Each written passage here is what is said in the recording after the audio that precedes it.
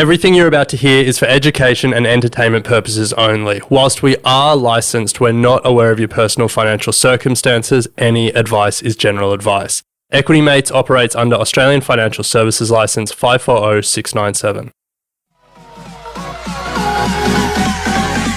Equity Mates! I will say this about investing. Everything you do learn is cumulative. What I learned at 20 is useful.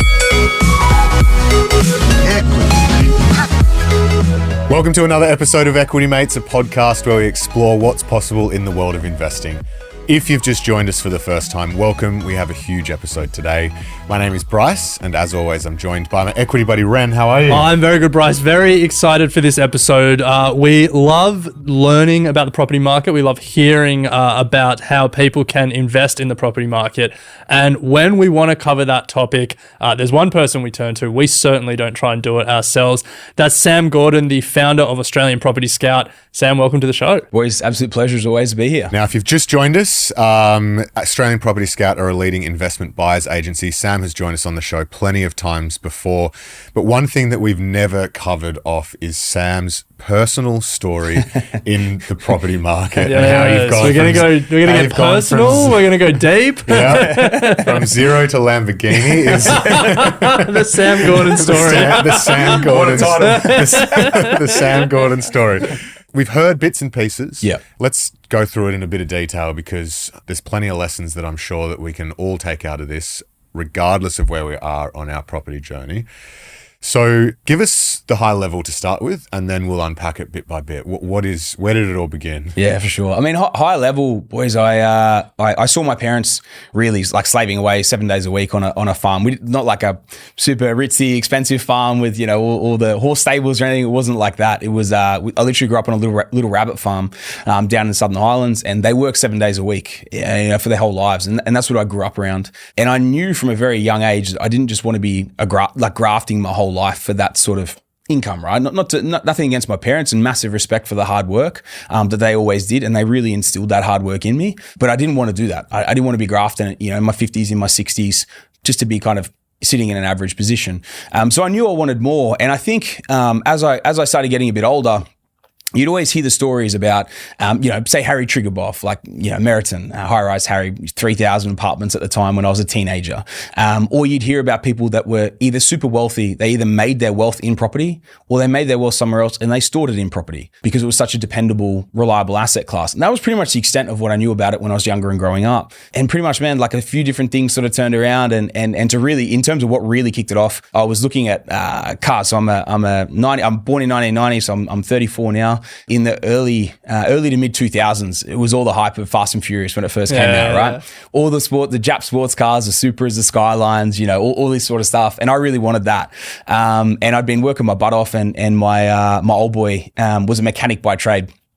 And so he'd come out to me with every inspection and just rubbish every car I went and looked at. And in the end, I just got sick of it. I was just like, man, I'm never going to be able to find a good car. All these things are shit boxes, all the rest of it. And then eventually, like my old boy just said to me one day when we were driving back, he goes, why don't you buy a house?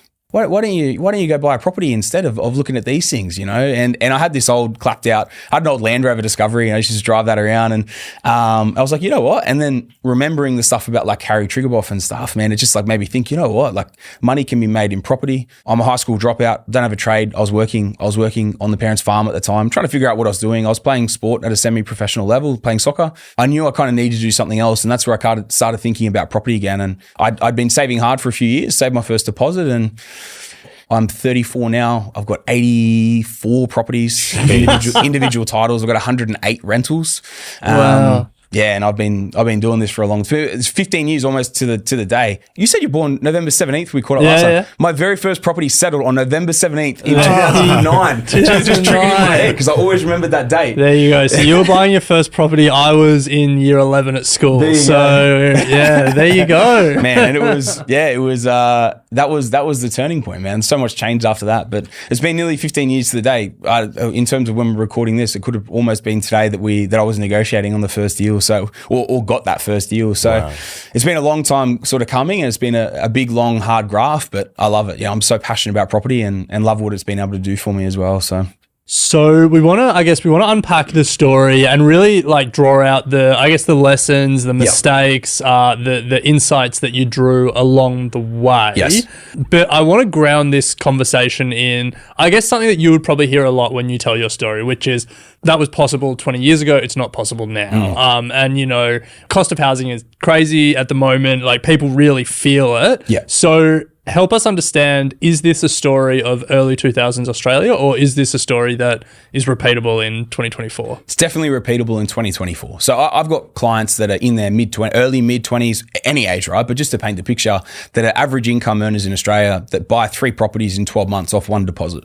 Literally got multiple stories there. Go over listen to Scouting Australia podcast. Yeah. We've dropped a few of them recently, right? Of guys and girls achieving stuff like this. Actually, one other thing, we had young Ella, 24-year-old female, bought a first property at 21, 5 property portfolio by 24. It's definitely achievable, but you can't just be looking in your own backyard. You know, if you're Sydney, Melbourne, Brisbane, capital cities, okay, maybe you can't afford that in your first place. And like I bought my first one in 2009. It took me quite a bit to be able to buy the second one as well, because I didn't really understand that much what I was doing. But I remember when I really started learning about it properly, it was in the early 2010s.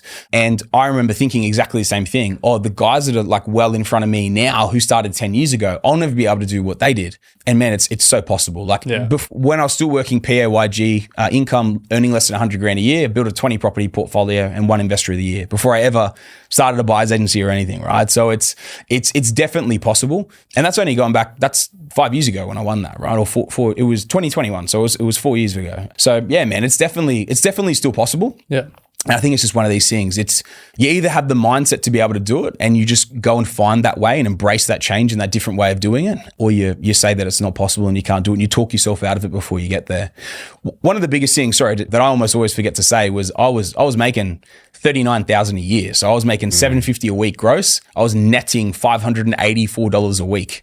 So I was not a high income earner. I was earning less than almost all my mates at the time, but the sacrifice, that is what I kind of wanted, and yeah, man, it was an opportunity when I was able to get it. Well, talk us through the first deal then. So $584 a week. Yep. What did you have as a deposit and how much was your actual?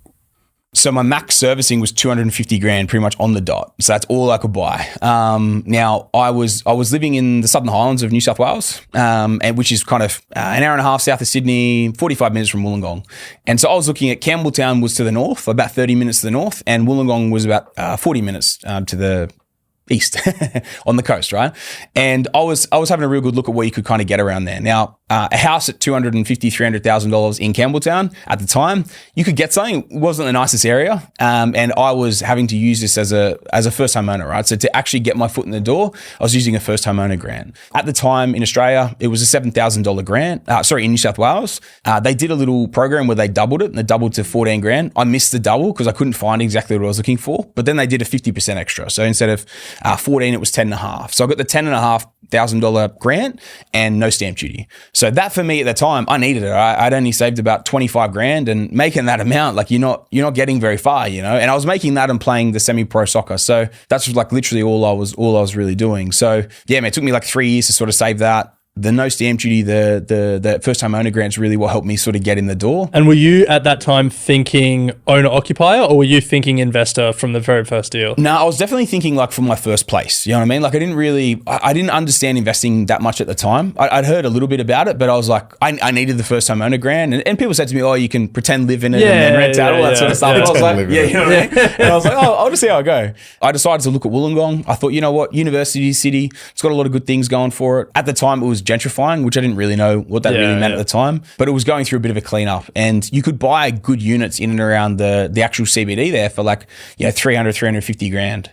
So that's pretty much where the journey went and started. And I looked at all these things, and I was always hungry for a deal, for a discount. I'm literally the same. If I walk into Coles, Woolies, whatever, doesn't matter what's on the shelf. My favorite peanut butter, if there was one that's half price, I'm buying the half price, even if it's not the one I love. So I've always been like that, and so I was able to kind of start sniffing out a deal, or I just realized that like I didn't want to pay overs for something. And I just, even though I didn't really understand that much when I was first looking at it, exactly what I was looking for, exactly how to do comparables, to cut to the first deal, I remember like about a month before I actually bought my one, there was this one that was in the same complex, the same unit block, and it was a floor lower, so not as desirable in this complex. It was a floor lower. It looked over the street instead of over the park. And when I went in there, there was uni students living in there, and it was an absolute bomb site, right? There was like mattresses everywhere. There was like 8 of them living in there. I'm like, how are they even showing this house, you know? And that thing ended up selling for, I think it was like 310 or 315 from memory. And through my connections and like all these people I'd been meeting and everything, I went and looked at this other one. They ended up selling it. I missed out on it. It was just a bit expensive, so I didn't actually end up even wanting to buy this thing. But the agent gave me the heads up that there was this other one coming to market. So off-market deal before I even really knew what off-market deals were. And she said to me at the time, she goes, this is coming. They need to sell it quick. It's a divorce sale. You can buy it at $275 if you want. Now, this was the same complex where the 310, 315, whatever it one was that actually sold for that amount. But me being me, I had to ask for a discount. And I was just like, oh, like, could I do it for like 260, 265, something like that? And she's like, no, 275. And it's like, it's a really good deal at that. If we take it to market, it's going to move really quickly. And I couldn't bring myself to pay what asking price was, because I didn't understand, like, asking price is asking price, right? Like values what you pay, or whatever the saying is, you know what I mean? Like price is what you pay, value is what you get, right? And so price is one thing, but obviously what you pay is something completely different. So it was really interesting when they listed it. And I turned up at the open home on, because I went and looked at it with her and everything as well. It was good. Like, it was so much better than the other one that had sold at like 310, 315. Also, as a novice, you're like, well, something's got to be wrong with it, right? Because it's like so much cheaper. And then, yeah, man, I went through it, and I rocked up to this open home, and there was like a line of like 50 people out the door waiting to inspect this thing. And I was like, oh God. And my old boy goes, oh, mate, you got no chance of getting this thing. Look over here. And because it was listed at the money. But the lady, the agent, saw me, and she goes, oh, Sam, come in. And I went in, and I wanted my parents to see it as well before I bought this thing, just because it was first year, nervous, 18. I went in there and was chatting with her. And she pretty much said, look, there's a lot of people sort of coming in, floating a few things, but no one's written an offer in yet. If you can get me an offer today at the ask price, she goes, I'll try and get it signed off for you today. I've told your story to the seller, and she's like, you know what? If he wants to sell it, if he wants to buy it young and all the rest of it, we'll do it. This builder that was in the next room overheard the conversation. And so he wrote in a contract that afternoon at 280 because he knew he'd take it out if he wrote into that. And I submitted the 275. I remember I went to there was this little cafe at Fairy Meadow, this little thing next to the servo in Wollongong. I was like, my parents were like, yeah, it's really cool. And like, if that's what the other one sold for, like, it's obviously a good deal. So I submitted the offer, and she goes, oh, I'm really sorry. Like, this other guy that was there, and we'd seen him, and I'd realized who he was. They've submitted 280. And there's other people talking about it, but they haven't got the offers in. And I was like, nah, like I couldn't mentally go to 280. She's like, if you get to 280, they'll 100% sign with you because they really like you guys. These other guys were investors, right? And I go, nah, like I couldn't do it because I'd had it at 275 and then I was about to lose it. I just couldn't do it. I couldn't bring myself to do it. And it was very fortunate that the seller was just like, you know what, whatever, just sell it to the young guy. And she just did it. And she goes, just sign back. Wow. We'll just sign off at that. And then, yeah, man, it went through. Anyway, that's kind of the story. And it was like that first, not really knowing how to negotiate, but somehow still getting a good deal. And it kind of went through from that. And the sales agent told me that like kind of within the week after, like people started sending in offers like over 300,000 and stuff, trying to take this thing out. But they were so slow to kind of do it and to kind of move that quickly. So I kind of immediately made like 10% on the way into that deal. And it gave me that little buzz, you know, that little high when I kind of realized that I'd made a little bit of money on it. Like I was making 39 grand a year. Like I just made probably like 25 to 30 grand on this one deal. So it was kind of a surreal moment, you know what I mean, to kind of buy that first one. I kind of just learned those little intricacies as you kind of went through it and almost lose it and then get it and all these sorts of things. So there was a lot around it, but that was at 19, man. And then I just kind of there was a little happen chance sort of event that happened after this that made me really get bitten by the bug of property investing. Yeah, well, I was going to ask, at that stage, were you thinking about multiple properties, or was it just like you were just like one property, start to pay down the mortgage? And it sounds like it was more just like one property, get in. It was just buy. So then what was the event that you were... So... As you boys would know, I'm never early, okay? I've just got this. I always try to be early. I always end up late. I don't know what it is. It's something. I need to like set my clock forward or so, you know, by half an hour. For some reason, I'm always late. By 10 minutes, always. And man, I was sitting at the dentist, and for some unknown reason, I was early that day. I was on time, and he was running late. And there was a property mag on the table because property mags were a thing back in the day. There was 3 big property mags and there was one sitting on the table. And I was like, oh yeah. And I picked it up and I just started reading it. And I was talking about renovations. I was talking about releasing equity. I was talking about all these different things, all these different strategies. So this dude is like 25 or 30 with like, 10, 20 properties. I'm like, what the hell? It didn't make sense. And I was just like reading this thing. When the guy came out, I was like, dude, can I take this? Like, do you mind? He goes, yeah, whatever, just take it. And I should really tell him that because he wouldn't even know that was the story. But man, I had the dentist thing, came out, sat in the car, read this thing back to front in like 2 hours, absolutely consumed it. By the time I left, the newsagents were closed. So I went there first thing in the morning, it was an old one. So I went and bought all the 3 current mags, subscribed to them, and then just like read these things every month back to back. They were my Bible, man. Like they were I call it like a bachelor's in property that I almost gave myself because I just consumed everything that I could, whether I could get to like a free seminar or read these magazines or was a little webinar or whatever it was. I just started like watching everything because I'd also had hip surgery at that exact time. So the exact time that I bought the unit, I bought a 3-story walk up and I had hip surgery and I couldn't, idiot move, right? But anyway, I kind of realized that potentially soccer wasn't going to be the avenue that I always thought it was going to be. And I'd always played at a pretty decent level, but when you have like a significant surgery like that, it's just like you don't come back 100% the same. And I started realizing that I probably need to have a bit of a plan B for in case it doesn't work and doesn't go ahead. And yeah, man, so like I just started really just putting so much time into this thing, learning this thing back to front, and started formulating my own sort of strategy, speaking to different people that I knew were making money out of property and figuring all these little things out. And I just started building from there. So they say a little knowledge is a dangerous thing. And I think there are so many investors that have started reading and learning and then feel overconfident and burn themselves on the deal. Like my investing in the stock market, like when I started, I thought I knew far more than I did, managed to lose all my money and very quickly learned I did not. So after you've done this at-home bachelor's degree in property, you thought you knew what you were doing. Talk to us about the next deal and did you burn yourself there? So my one saving grace is because I was such a low income earner and the market was slow as well. So even though there was a little blip there with the first home owner grants that came in and they gave the market a little push, I was a very low income earner. So I wasn't able to pull equity, right? And so it took me a while. It took me 3 years before I bought the next one. It was about 2.5, 3. I was 22 when I bought the next one. So it gave me a lot of time to research and figure all this sort of stuff out. So I started formulating these different things and these different strategies, but I knew that equity was my biggest enemy in this game because I was such a low income earner that I needed to like generate these deposits because I was never going to be able to save it myself. So the next deal was I figured out that, that I needed equity more than anything. I was like, okay, how can I generate as much equity as I can? And in hindsight, there were better avenues than what I went down, but I still did really well out of it. And to put it in perspective, I'll run through the deal first and I'll tell you what it's worth now. But I paid, effectively what I did was my girlfriend at the time, her brother-in-law, so her sister's husband, he had been doing little buy and build. So he'd buy land and then he'd build on it. And this was down in the Highlands, Southern Highlands of New South Wales. And he could pretty much do deals for around about 400 grand that he was doing deals at, and they'd get valued at like 450 to 500,000. I'm like, okay, sweet. So he's making like 50, 100 grand on these deals at that money. I'm like, that's pretty good. So I started researching and I started having a look at money and how am I going to get this thing together? Now I'd had a few years extra to save. I started working other jobs, started being paid by soccer and working a bar job. So I was working effectively 3 jobs, getting paid 3 different amounts of income. So I was saving a bit quicker. And then I realized how to release equity. So obviously being able to, your property value increases and then you're able to refinance out the equity. So you refinance out the value in that deal by increasing your loan amount, right? Pulled a bit of equity out of the first deal. And then I knew that I was going to be able to go out and buy this place. So I went shopping and I was shopping for blocks.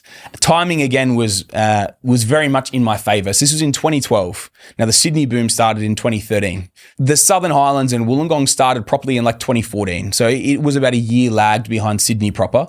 But 2012 was dead. Like when I say there was a glut, people, if you've only been investing for 5 or 10 years, you have no idea how much of a glut I mean. Like there was just so much everywhere, right? And blocks in particular, because in 07, 08, when the GFC hit, a lot of developers had a lot of projects going through because the markets were going crazy. There was just a lot of stock that was still left over from that. And people were trying to bring things to market, but not being able to sell them. Long story short, I just was like throwing mud at the wall everywhere I could, just throwing offers out everywhere and singing the sob story. It's my first deal. I don't have that much. I knew that I needed to get a block sub 150,000 because I could build for around about 200,000. If I could do it at 350, I'd make about $100,000 on a buy and build. And man, in the end, after a lot of back and forth, I found this one developer that had this last little section of a cul-de-sac that he couldn't sell.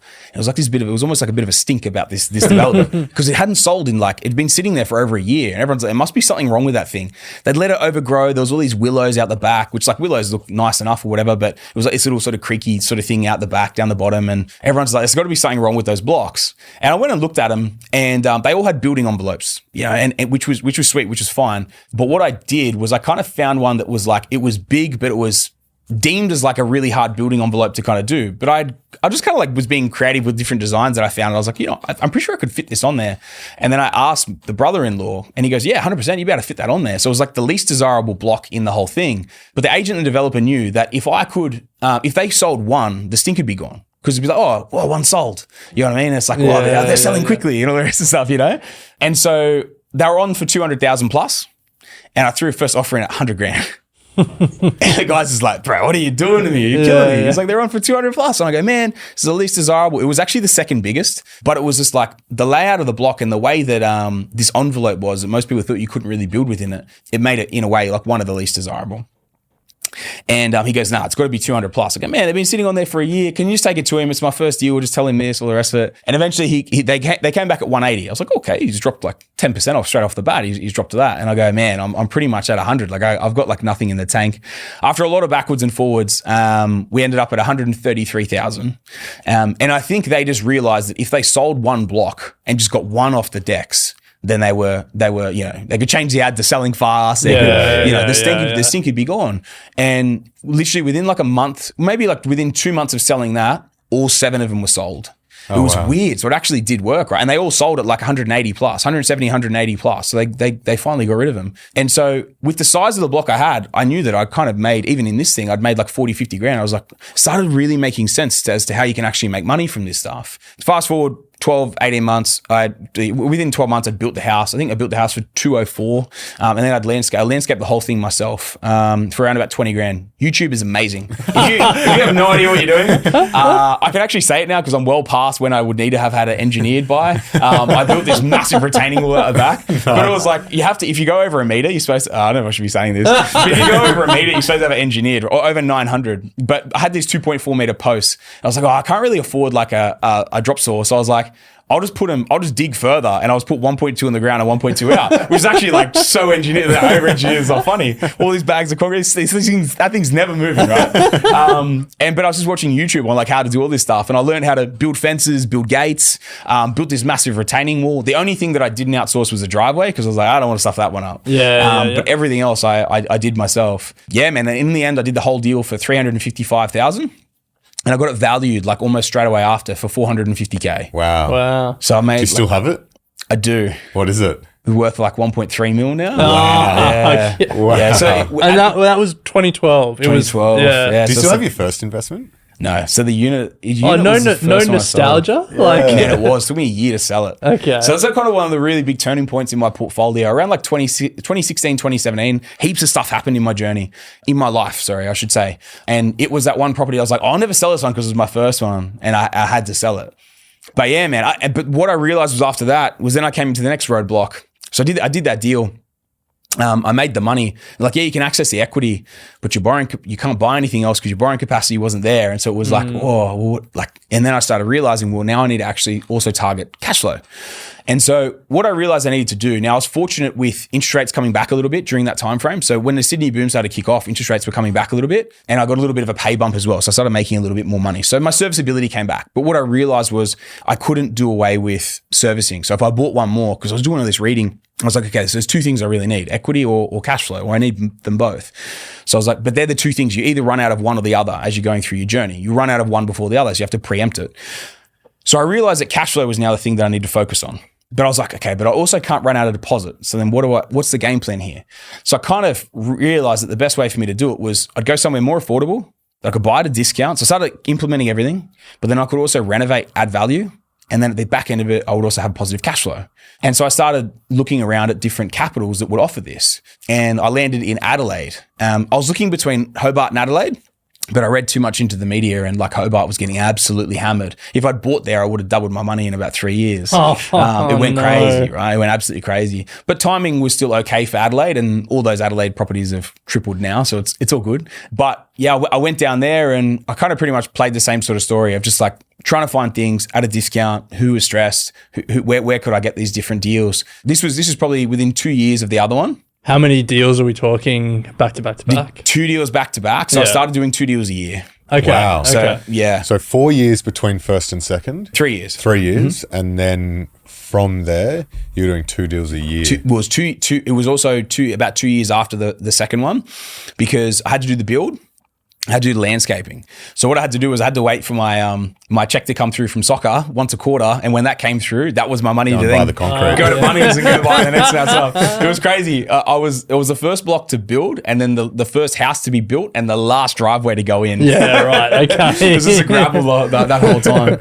So you were doing 2 deals a year at that point, and how are you balancing the twin challenges that you were talking about there, cash flow and having enough equity? Was it like 1 deal of each, or how were you thinking about that as you were growing? So this is where I realized I needed the hybrid, because it's very hard to get a deal so positive that it actually increases serviceability. So because that's what I would need to do if I was going for one each. So I would need to go for something that increased serviceability and then an equity play that probably dragged a little bit to kind of balance the books.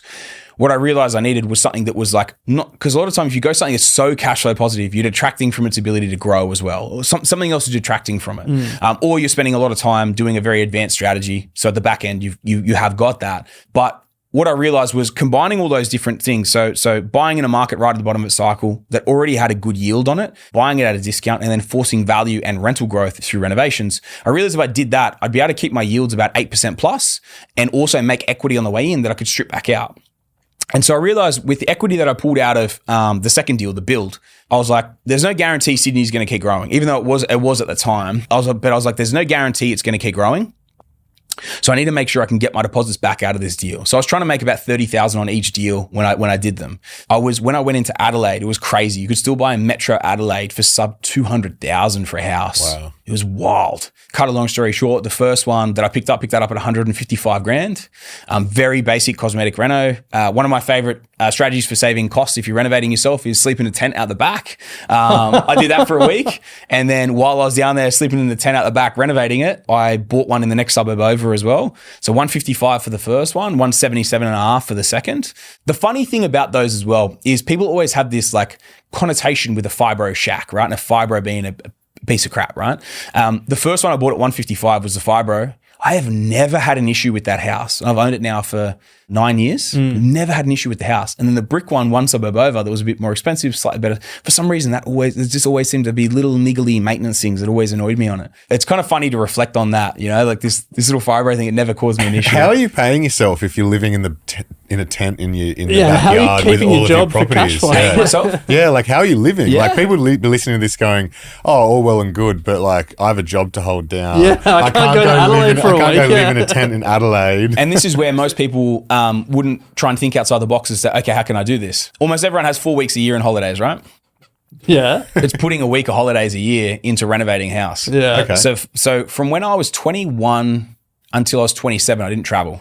And I would take typically I would take the 2 weeks over Christmas and actually try and recharge over that point if I could, like just like rest up and stuff. And then the other 2 weeks I had left over, I would save them for a renovation on 2 houses. So I'd have 1 week and 1 week for one house and one house.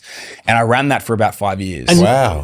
That's giving you enough time to do a renovation? Yeah, dude, I was working like 18-hour days. Like, Spray I was the walls. Man, But are you doing it all yourself or are you... Yeah. Oh, okay, so there was a hack that I learned a little bit further in, which was hire a handyman, put him on an hourly rate, and then get him to come in there and smash out like 4 hours at once and do all the things you need 2 people for. Get him to come in, do it all together, and a lot of the time they've done that stuff before, so they'll save you more time. Is that a hack or just normal renovation? Man, most people Just paying someone to... No, well, it's not just. So this is where like a lot of people will come. They'll pay them to do the whole thing. Yes. So I bring them on an hourly rate. I was bringing them in it's on an like hourly they're rate. almost like your employee or contractor. For those few hours. Yeah. And so for those few hours, I'd have everything ready. Yeah. And so specifically things were like kitchens, right? So like where you'd need to like fix it, get everything level, bang, bolt it into the wall, get the sink, all the things you need 2 people to do together. I'd build all the flat packs, get everything ready. And then this handyman would come in and we'd smash it out.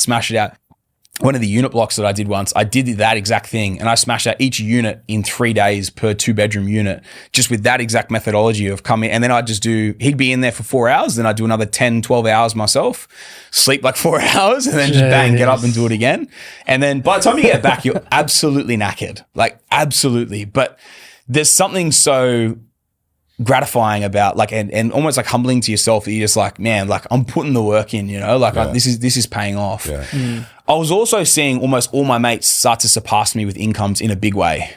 So like my best mate in high school at the time, still my best mate to this day, he was making like $350 a year in Sydney when Sydney was booming. I was making like 70 grand a year because he was in real estate, in sales. Yeah, man. Like I was making more from an equity side with the growth that I was having and what I was forcing, but my income was low, super low. And so from that point of view, you're using then all the cash flow from all of your deals to show the bank the serviceability. And to pay the mortgage. Oh, and to pay the mortgage. Yeah, because like, do you know what I mean? Like people are thinking, how are you getting 25 houses on 70K? Yeah, well, this was, okay, so there's different strategies around that as well, right? And there's obviously different creative lending options or creative lending solutions. Can we just clarify, like your take-home pay from your job was 70K, but the income that you were putting on your tax return every year wasn't 70K once these cash flow deals were coming through? It wasn't that much more. It was a little bit more, but because like obviously like negatively gear, or like when you write things off, not even so much as negative gearing, but it's like you write off what your costs are, like in a business, right? Like if you're running a business and you had to be positively geared to then use that excess income to pay off other like the equity deals. I was, but it wasn't a huge amount. So my biggest sticking point during this journey where I actually got stuck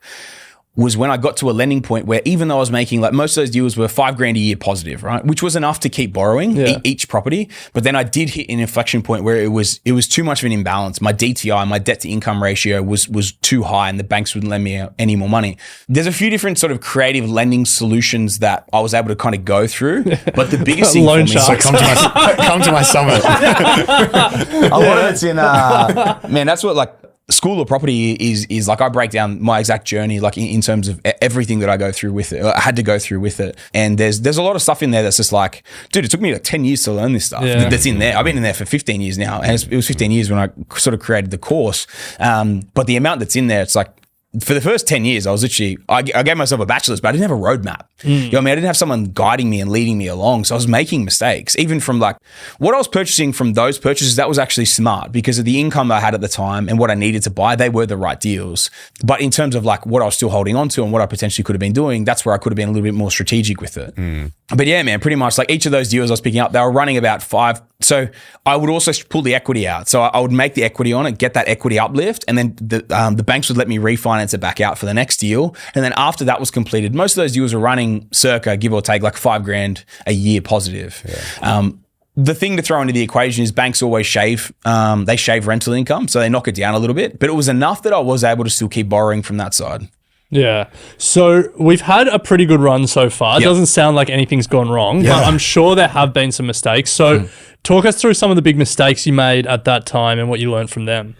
Probably the biggest mistake was like what I did in Adelaide. I should have done that in Sydney. So instead of building, because building took me out of the market for like 2 years. And even though I made good money on the deal, this is what I realized these days is that your rate of accumulation is going to be a direct reflection in terms of how much money you make out of property. So the slower you are with acquisition, the less money you're going to make from that perspective, right? So two years out of the market, put into the equation, if I'd done what I did in Adelaide, and let's say I did 2 deals a year, man, I would have had 4 properties in Sydney at the time. That would be worth significantly more, even though I have made a hell of a lot from it. That's a mistake of omission. What about a mistake that you actually made? Okay. Probably the biggest one, man, to be completely transparent, I haven't made that many mistakes in my journey. Okay. And the biggest reason for it is I had so long between each purchase that I had so long to make sure I was making the right deals. You were buying 2 houses a year. 6 years in though, 5 years in.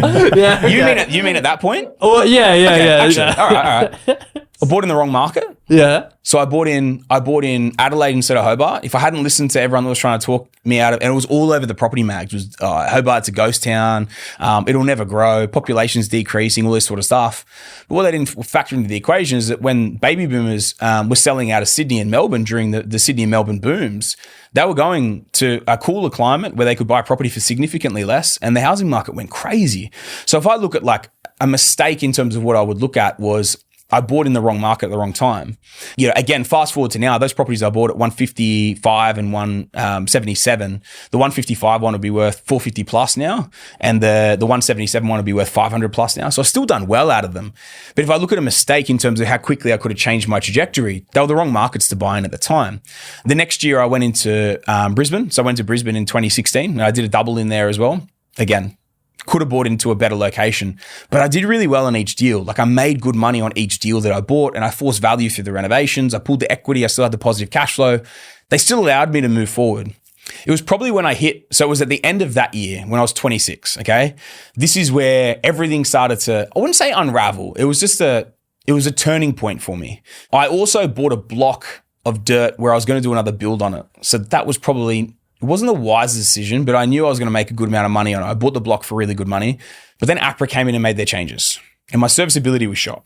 So I bought this block that I could no longer build on. There was so many things. I went through a big relationship breakup. I decided I was going to quit soccer. So I'd had enough of soccer at that point. I was making quite a lot of money out of property. So I was like, you know what, I'm just going to go all in on this thing. It was actually at the end of that year that I kind of quit the job as well. And then it was also probably the biggest turning point in my life as an investor, probably in my life, because it has really makes me do what I do now. I got burnt by probably my idol growing up with what I was reading with property mags and all the rest of it. There was one guy that was almost always through them all, and he was a beast. Like as an investor, he'd done so well for himself. And somewhere along the way, the demon tapped him on the shoulder, the devil tapped him on the shoulder, and he went down that road. He went down that path. And as a 26-year-old making 70 grand a year, I'd done all right with what I built to date, but they were pretty much a shark group. You know what I mean? Like when I went in there, I signed on and worked, we'll be able to fix it. We'll be able to figure it all out, all the rest of the stuff. I learned a few things around. Yeah, sorry. What was buyer's agent? Oh, so he was a buyer's agent. Yeah, okay. Buyer's agent. Yeah. Yeah. You're not saying buyer's agents are the devil because you're a buyer's agent. Yeah, of course. But he. Sorry. So he had quite a large portfolio, and growing up reading all these property mags, he was very much in the forefront back in the day. But like, long story short, man, I lost 10 grand. Going down that avenue because I was thankfully wise enough that I knew enough about property investing that when he was sending me these deals, they were terrible. And I actually, like I'd gone through all the things to actually free up my capacity again. So I realized I needed to sell the first one. I held off for quite a while, sold off the first one, got my borrowing capacity back again. And then he was just trying to sell me units in Sydney. And Sydney was like at a peak, man. I fluked the timing of the sale of Wollongong. They called the peak of Sydney boom in July 2017. I settled in July 2017. So I just I fluked the peak of Sydney, which was great. Paid 275, sold for 525. So I made pretty good money on it as well, 250. But then when I kind of got that debt back, he literally was just like, oh yeah, here's the deal. As soon as I signed on, like I got bombarded with deals. I was like, whoa, hang on a second. Like when we supposed to have a strategy session, all this sort of stuff, I realized like it was all a fugazi. You know what I mean? It was all a load of crap. Eventually I had to walk away from my 10 grand. It was a non-refundable $9,900 fee. And yeah, that was kind of like, after that had happened, I was like, it just left a really bad taste in my mouth. And I was just like, there's so many, like it culminated into this really kind of like formulative year for myself, right? And at the end of that year, it probably took me about 6 months to get back on the horse of buying again because I was like, I don't know what to do. And then I was doing those different researches. I found a really good broker who lined me up with a really good accountant. I just figured everything out from a lending side in terms of how I could really keep going from that point. And when I got the path laid before me and I'd sold this place and I'd cleared like 220 grand profit, I'd never seen, like when you're making like 80 grand a year and then you have that amount of money hit your bank account, like it blows your mind, right? Like that's come through as profit. I realized what I had to do in terms of the path forward. And I now had the correct people in the team to allow me to do it. So I just went crazy. And I was just like, this guy, game on, like, here we go. I'm coming for you. And I just went crazy, man. And I think I did something like, it was 6 or 7 deals in that next 12 months. And then I backed it up with like another six deals or something the year after it as well. Man, I just went nuts. So I bought unit blocks and I just figured out all these different things that I could sort of do. And because with unit blocks, like you can buy it all in one line and then potentially title them and then renovate them. And man, I did this deal. I made like 200 grand in 6 months just by pushing something through council and going and renovating it myself for a couple of weeks. And then the cash flow of that thing, like, so I sold Wollongong, which was costing me 20 grand a year it wasn't 20 grand. It was costing me about 10 grand a year to hold. And then I put that deal in, which boosted my income by it gave me about 25 grand positive because I did all this work to it. And then I finished that other build that I did, which was actually a dual lock. That added about 20 grand to it. So all of a sudden, like the portfolio is now like churning serious cash flow. And I'm punching these deals that are like putting really good sort of incomes on top of it, really good equity increases. And I was just like, hacked this. You know what I mean? Like I figured it out how to keep moving forward. And yeah, man, that's where it really just kind of kept flying from there. It was that turning point. And if anything, it's funny because now I look back and it's like, what's the best money you've ever spent in my life? It was that 9,900 that you burnt me on Nice. because it just completely changed everything from a mindset, from a goal setting, from what I wanted to achieve. And it really, like, I realized that when I'd replaced about 65,000 worth of incomes, I actually got my portfolio 65 grand a year passive. I handed in my notice to work and I go, I'm going to go travel because I haven't traveled. I haven't done anything for like 6-7 years. I've just been doing this. I'm going to go hostel, backpack around, do my thing. And when I was away, I was like, what am I going to do when I come back? In that time frame as well, something else I left out. I always wanted to do, if I didn't make it in soccer, I wanted to go special forces. I just wanted to be a commando or SAS or something. I just wanted to like get broke, someone try and break me. You know what I mean? Like just go do something like that. Because I had hip surgery, I can't do frontline combat in Australia, right? So I got rejected from that. I peeled that for like a year, and I was just like, when I was traveling, I was like, what am I going to do? Because like, there's the two main goals that I had was soccer or that was my backup. Can't do them.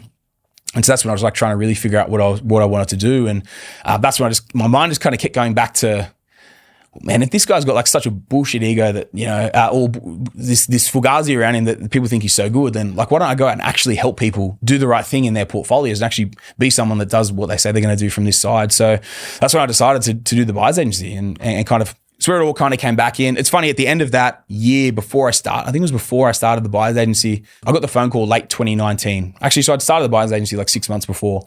Late 2019, I got the call that I won Australian Investor of the Year. And then the rest is history. That's where it all changed from there.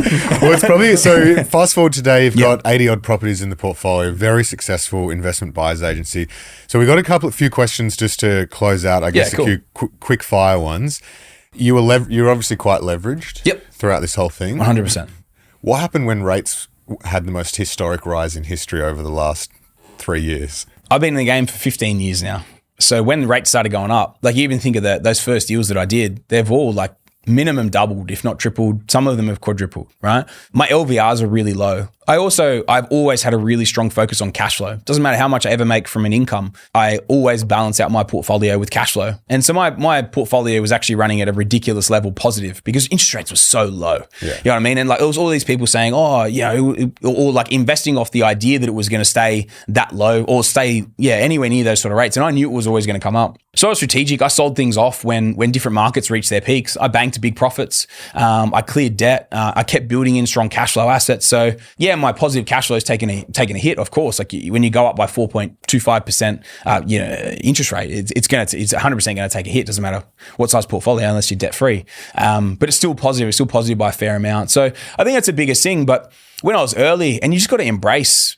At the moment, especially with interest rates where they are, if you're going to wait for rates to come back down, like you look at Perth, over the last 2 years, like 50% growth or more over that time frame, like it's part of the process. You got to play the hand you dealt, and you just got to invest within your means in terms of what you can afford. When you think about interest rates, do you have like an interest rate you use to model out your risk? Like, are you saying I should model everything at a 6 or a 7 to check that I'm okay, or how do you think about that? When interest rates were in the 2s, we were running most of our interest rates at 4.5% to 5% when we're sending them out to clients, because it was also at a time in 2022, the RBA was saying we're not going to raise rates till 2024. Yeah. Right. So we were modeling off like a 2 to 2.5% buffer, which is what the banks model off, right? 3% buffer these days. It was 2% back then. So we were running off, around about those figures. What are you doing today? These days, man, we run off what the interest rates are because we believe it's a peak in the interest rate cycle. So we'll run off typically 6.5%. Yeah. So our next quick fire question, you got 80 odd properties, 80 odd titles, 100 and something individual units of properties. How do you manage them all? And do you reckon you forget some of them? Like, you reckon you can name them all? Yeah. Look, in terms of naming them all, I was really good, probably up until about 50. And then it just gets. That's pretty good still. It gets crazy. You just got to track it these days, man. Like I've got a really good memory. I've been blessed with a good memory. Like literally, I'll have a client walk in. Man, I could rattle off the first 30 deals, what I paid for them, everything, what they'd be worth at the time, addresses, everything. Yeah. And then once it goes past that, that's where it gets a bit hazy. But yeah, man, like, look, I track it really well, really closely from that side. These days, obviously with what I do, I'm lucky to have an assistant or I actually run with two assistants. One runs the podcast and she runs my portfolio, and then the other one runs everything else. So I definitely have someone managing it now. Like when you get to 100 plus rentals, it's a business, you know what I mean? Like it's a business that makes significant money. So you got to manage it like a business as well. Yeah. So this is one that actually comes up a bit through the community when we speak to you. It's what's the end goal? Like, do you cash everything out at one point and then just go, here's my pile? Is it just cash flow? What's your end goal? So it's definitely a mix. And my goalposts are always moving. So it's a mix, of the two things that you said. Like I would never cash everything out and sell everything off. I've spent too much time building up cash flow within my portfolio. The end game is 100% to sell off my growth assets, because when a growth asset has a big amount of growth, its yield almost never grows in line with it. And even if it does, it's not a multi-income stream. It was there for growth. So I treat my portfolio very much like a business. When something's done, when something has performed for me, it sounds like a bad analogy to use, but it's very relevant, right? If you had an employee that was a gun for 3 or 4 years and they were a beast, 3-4 years, they just Perth, right? Let's say Perth or somewhere else, Adelaide, Brizzy, they're producing 15 to 20%. So they're making you, $80,000, $100,000 a year. Right, every single year. But then that guy's hit his peak. Well, let's say it's an athlete in a soccer, in a whatever team in the world, right? And then they pass their peak. You don't hold on to them for 10 years past their peak, costing you money every year. Like you're never going to hold on to an employee that costs you money every year for the next 10 years, are you? And yet, for some reason in Australia, everyone thinks you hold property forever, whilst inflation eats away your profit and the negative cash flow decimates you in the meantime. Like, there's no actual point to hold, in my opinion, hold a growth property beyond once it's done what it was in the portfolio to do. So for me, when those growth properties achieve their peak cycles and they peak out, man, I sell them off. I clear the low yielding debt. I pay a little bit of capital gains tax, and then I use the rest to, these days, I'm still building the portfolio. So I still acquire, I still build the portfolio. But as I get further along, 100% will just go purely into debt reduction. Because the whole idea is to get, let's say a portfolio that produces $1 million net passive with a 20% LVR or less. So that's, for me, that's the next goal. It's on the agenda. I haven't hit $1 million net passive yet. Nice. But yeah, that's the next goal. How many properties do you need for that? If I consolidated the portfolio now, I probably would be over $1 million. Okay. $1 million net. If I consolidated the growth to cash flow. But I love it. Like I'm in the trenches every day. These days, like I probably buy between 10 to 15 properties a year, but I buy like things that get crashed because there's like some hectic building and pest issue or it's like some structural issue. And I know, and I'm like, okay, well, if you can negotiate 100 off it and I can fix it for 50, then I'll do the deal, So like, that's the sort of stuff that I buy. Yeah. And that's why my portfolio still kind of ticks up, and I'm buying in the right markets. So the growth's doing the heavy lifting, and yeah, it's just, there's no point in me stopping buying now, because it's like there's no point building a big pile. You may as well invest it, especially if you're in the game. Yeah. So I want to bookend this conversation with the question I asked at the front, which is like, is this doable today? Yep. And I think if we think about your early story, it was 280K in Wollongong, it was 150K in Brisbane. Like they're the kind of property prices we're talking about, and your income was sort of 70, 80K. Yep. For people who you're saying can do this today, and for people listening who want to follow your sort of journey, is the way to do it to go to other towns where you still can get properties at 150, 200K? Is that, and like, surely that's a diminishing pool over time. It already has. So like that changed really during COVID. Like the $150,000 to $200,000 markets, because like everywhere that was cheap and affordable, someone was living in a city, like almost everyone could stump up 15 to 20K and go buy their first home out in those sorts of areas. So a lot of those markets turn into $300,000 plus markets. But man, like if you're making 70, 80 grand, you can definitely afford a $300,000 to $400,000 property and get your foot in the door. If anything. And it's funny because I almost went to say, look, at the level that I did it at, potentially not, right? But then I look at the guys and girls that come to me now, and we're building a 3 to 5 property portfolio in 12 to 24 months. And if anything, they are in a significantly better position than I was 12 to 24 months into my journey. It's like, where are they going to be in 10 to 15 years?